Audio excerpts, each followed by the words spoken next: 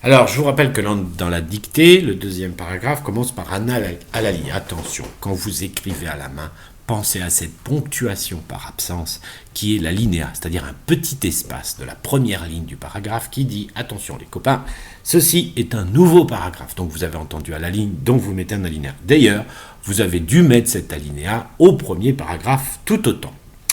Pourtant, on en a déjà parlé, vous voyez que là encore vous avez affaire à une conjonction qui est construite sur, pour et tant. Attention à tant. C'est une forme assez particulière et qui est construite elle aussi sur un participe présent, donc la même terminaison que tous les participes présents que vous connaissez. Virgule. Je ne pouvais m'empêcher. Alors attention à ce nez, un nœud ici c'est un semi-réductif, c'est je ne pouvais pas m'empêcher, mais on n'a pas rajouté l'adverbe pas. Pouvez, c'est le verbe pouvoir, ici vous voyez encore qu'on change de paramètre de temps, qu'on passe à le même temps que s'opposer du premier paragraphe. M'empêcher, c'est le verbe empêcher à la forme pronominale.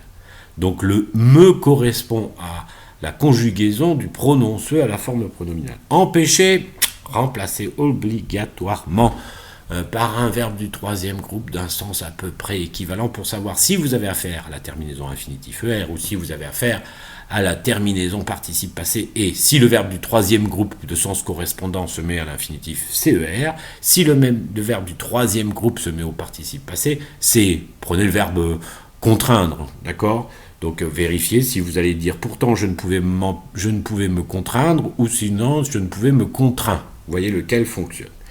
De m'imaginer, même chose, je ne pouvais m'empêcher, remplacé par, je ne sais pas moi, le verbe croire. Et du coup, vous avez le verbe imaginer à la forme pronominale, donc le même raisonnement que m'empêcher, mais ici, vous allez devoir vérifier encore une fois la terminaison, est-ce que c'est l'infinitif ER, est-ce que c'est le participe passé. Géant. Géant, c'est un adjectif qualificatif qui devient un nom, un géant, et évidemment, le féminin nous informe de l'éventualité d'une consonne muette. Point. J'aurais alors des épaules. C'est l'auxiliaire avoir. C'est l'auxiliaire avoir au conditionnel. D'accord ? Puisque je ne pouvais m'empêcher. Vous avez ici le temps, allez, je vous le dis, c'est l'imparfait de l'indicatif. Donc, l'estimation de ce qui va arriver, c'est par rapport à cet imparfait de l'indicatif. Donc, c'est un avenir dans le passé. Et à partir de là, ça ne peut être que le conditionnel, en sachant que c'est un avenir supposé. Alors, d'accord, en un seul mot, attention alors, finit avec une consonne muette particulière, des épaules, vous connaissez le mot épaule, le déterminant indéfini des vous donne très clairement le nombre, épaule, il faut chercher le genre dans le dictionnaire, plus grosse, là vous l'avez le genre, puisque c'est l'adjectif qualificatif gros, ça c'est au masculin, le féminin c'est grosse, donc vous savez le genre de épaule, puisque grosse se rapporte à épaule. Donc, faites attention, gros se rapportant à épaule, il prend le nombre. Or, le nombre vous a été donné par D, que la tête de Zaza. Alors, la tête, pas de particularité, que, vous voyez bien, il n'y a qu'une possibilité, il n'y a qu'une orthographe, des épaules plus que. Voilà, c'est ça la forme, plus grosse que c'est une forme comparative de l'adjectif. La tête de Zaza. Bon, la tête. Et puis Zaza, c'est un nom propre, vous le voyez bien. Écrivez-le le plus simplement possible. La règle veut que les noms propres n'ont pas d'orthographe définie. Virgule, ma petite sœur. Ici, le groupe nominal, tout est donné avec ma. Vous avez donné le nombre, vous avez donné le genre. Donc, vous savez quel est le genre de sœur. Donc, vous savez quel est le genre et le nombre de petite. Virgule, qui n'a pas encore de dents. Qui, pronom relatif, qui a la particularité de ne pas changer d'orthographe, quand bien même il change de personne, de nombre et de genre. Qui, ici, ça représente quel groupe nominal. Une fois que vous l'avez déterminé, vous savez quel est le genre, quel est le nombre, quelle est la personne de qui. Du coup, vous pouvez accorder avec l'auxiliaire avoir, qui n'a pas, de toute façon il n'y a pas 10 000 solutions, encore dedans, encore est adverbial, d'accord, là encore ça ne bouge pas, c'est toujours la même tête, dedans. Attention, combien de dents ? Une seule ou plusieurs ? Vous choisirez. Attention à 2, ici c'est la préposition, c'est pas l'adjectif numéral cardinal 2 qui vient après 1, non, c'est 2 la préposition. Mais par contre, la terminaison dedans pose question, est-ce que c'est une ou plusieurs ? Virgule.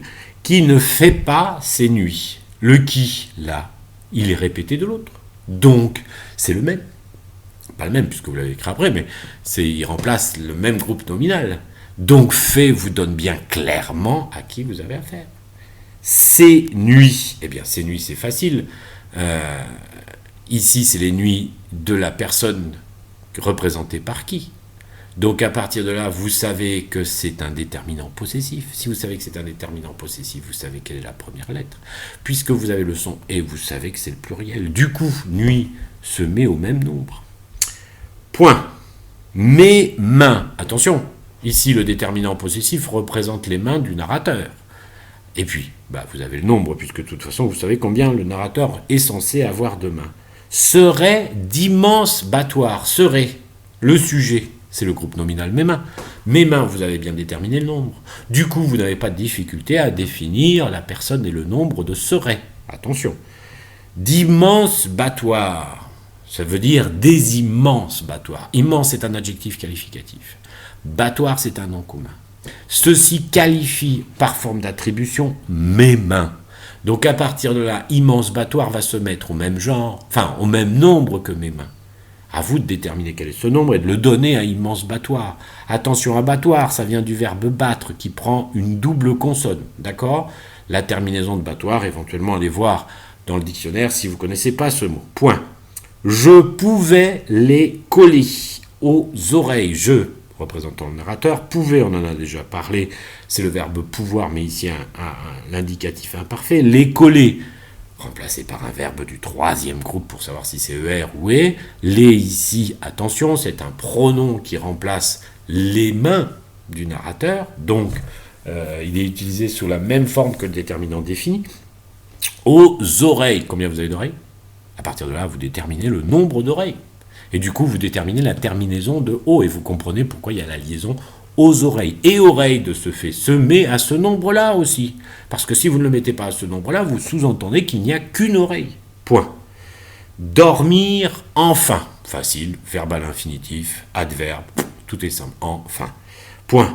Sans attendre. Attention à ce sans. Ici, c'est la forme adverbe, et qui signifie qu'il n'y a pas besoin de.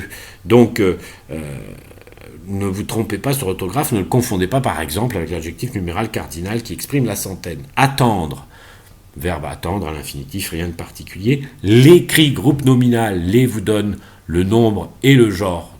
Non, vous donne juste le nombre. Cri, vous devez savoir si c'est un ou une cri. 2 zaza, vous l'avez déjà écrit. 3 points de suspension finale.